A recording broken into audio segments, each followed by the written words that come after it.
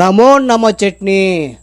ఈ చట్నీలు అదే ఈ పచ్చళ్ళు ఇంత రుచిగా ఉన్నాయంటే ఈ పచ్చళ్ళ గొప్పతనం కాదు, చేసిన వారి హస్తము గొప్పతనం. భక్తులారా, ఈ చట్నీలు నా దీవెనలతో పొంది సర్వ రోగాలు పాపాలను హరింప చేసుకోండి. జై చట్నీ బాబా, జై చట్నీ బాబా, జై జై చట్నీ బాబా.